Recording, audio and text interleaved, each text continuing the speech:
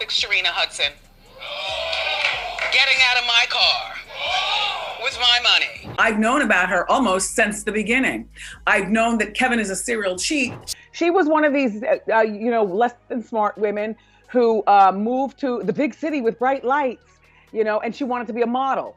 And so you know how the girls with the sparkler champagne bottles at the club, they get people to spend more money. They dress scantily clad and things like that. I don't know how they're raising the daughter Journey, who's almost 2 years. I think she's 2, like next month or something.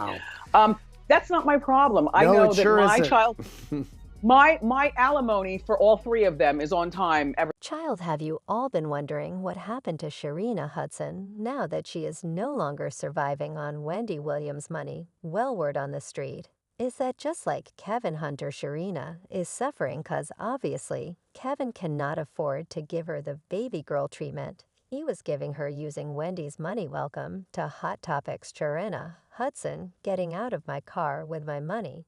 Now we all know that if there is one person who was a pain in Wendy's behind for years, it was her ex-husband's mistress, Sharina. Well, Wendy had said that she knew her ex was a serial cheater and claimed she knew about his affairs almost from the beginning, which I've known about her almost since the beginning. I've known that Kevin is a serial cheat. She even said that Sharina wasn't the first person Kevin cheated with. But Shayna's relationship with Kevin was definitely the longest because it went on for like 15 years. She was one of these, less than smart women who have moved to the big city with bright lights, and she wanted to be a model. And so you know how the girls with the sparkler champagne bottles, at the club they get people to spend more money, they dress scantily clad, and things like that. Another thing that definitely hurt Wendy was that Kevin took Sharina through school to be a massage therapist with her money. And when that didn't work out, he opened a kiosk for her at a mall in North Carolina, where she's from with her money. Next, he even helped her set up a jewelry and clothing line online called Vish. At one point, Sharina was also a realtor, and she listed the location of her company at her Morris Toon residence, which is the same house Kevin purchased for Sharina to live in using Wendy's money. Sometime in 2021, Sharina also opened a vegan company, financed of course with Wendy's money, and started making vegan pancakes in the kitchen that Wendy also paid for. Baby. Even after Wendy and Kevin got divorced, she was still the one supporting not just Kevin, but also Sharina and their daughter.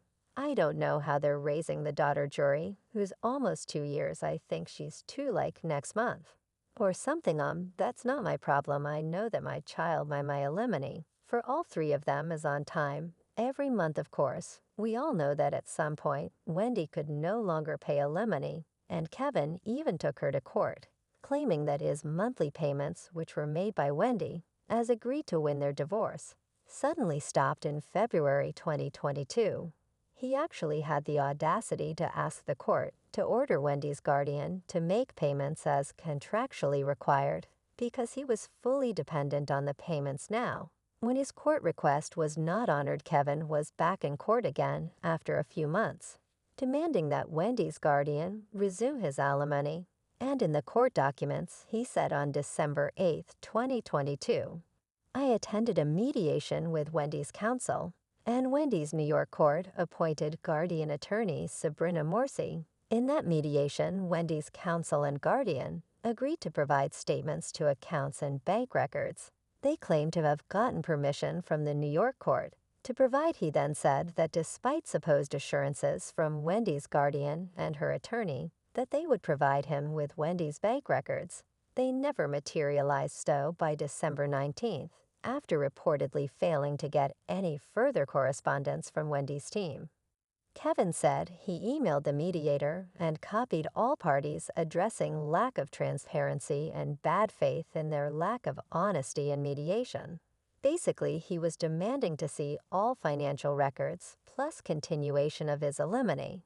But according to the countersuit Sabrina filed, she said that Kevin was the one who owed Wendy money. In the court filing, Sabrina claimed that the payments to Kevin were to end if Wendy's yearly earned income was less than 2 times her yearly income as of February 1, 2020. The Guardian then said that Wendy, who had not shown up to host the Wendy Williams Show for the entire last season, stopped being paid her full salary in October of 2021.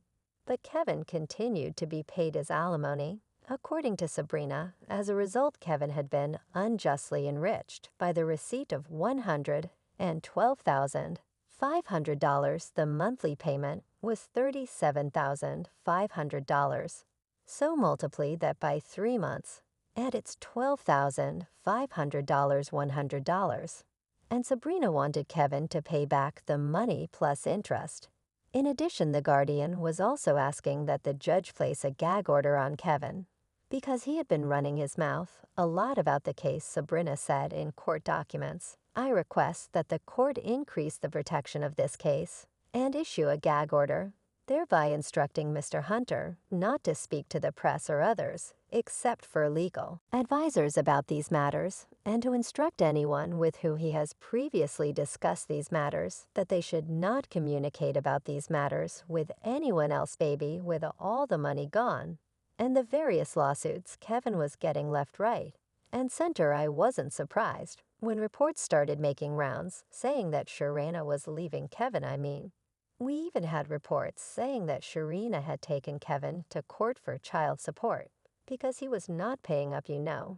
Maybe Kev told Sharina that he had a plan to get Wendy to continue the alimony. 'Cause just before he took Wendy back to court, Kevin announced on Instagram that he was married to his longtime side piece Sharina. He paid tribute to Sharina for her birthday and described her as his wife in all caps, with 2 red exclamation points in his post. Well, they've been kind of Mia since the request was denied again, but apparently they are still suffering without Wendy's money. As for Wendy, the last we heard of her was after her documentary, which addressed some of her issues, including scenes of Wendy needing assistance even just to walk, and she has also shown needing breaks on set to sit down and help to stand. At one point, when a producer asks if Wendy has seen a neurologist, she replies, "Did you see a neurologist to find out if I'm crazy?" The documentary also addressed how Wendy was placed under guardianship with a family member, saying that she was put in front of a judge and given a guardian when her personal ailments became too much. She was put in front of a judge and given a guardian. That was when they took her away from us. Speaking of Wendy being taken away from her family, Wanda Finney, Wendy's sister, and Alex Finney, her niece, told People magazine that they don't know where she was being treated. They didn't know what kind of treatments were taking place, and they couldn't contact her directly, like they only heard from Wendy if she called. Wanda was even quoted saying the people who love her cannot see her. I think the big question is how the hell did we get here? The family members also said they blamed the lack of communication on Wendy's guardian. And according to the family, Sabrina is the only one with full access to Wendy Williams. Alex Finney also appeared on The View and gave more insight on what was really happening behind the scenes with the guardianship. Based on what Alex said, again, the family had no say on the guardianship. They had no way of communicating with Wendy about what was happening in the family, including her father being sick. And most times it took up to months for the guardian to get back to them with any sort of information. All of a sudden, there was just this wall that went down, and the family was blocked out. It was in April of 2022. And the contact from that point on has been so limited, other than family. Wendy's close friend Regina Hall also revealed that Sabrina was in control of Wendy's money and how she could spend it. And she really didn't like how Wendy's money was being spent. When I was in New York and staying with Wendy in the summer, I noticed when she would call, she had no access to her money. So every time she had to do anything that she had to pay for, she had to go through the guardian. Riga also accused Sabrina of delaying her response and reaction time if she would respond at all.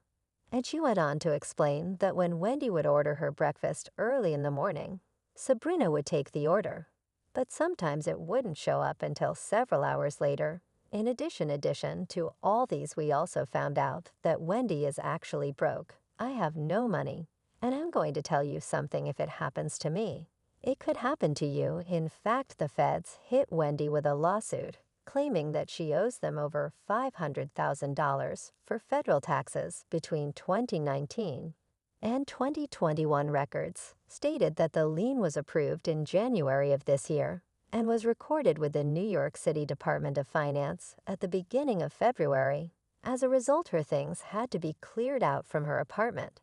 And in photos taken of the luxury building, the apartment owned by Wendy was captured having been fully cleared out, so as it seems Sharina and Kevin are still not getting a dime from Wendy.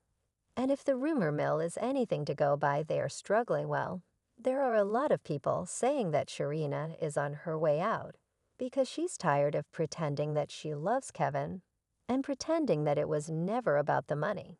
But what do you think is happening with Sharina now that she can no longer live off of Wendy? Are you here for all the karma that has been hitting both her and Kevin? Sound off in the comments section below.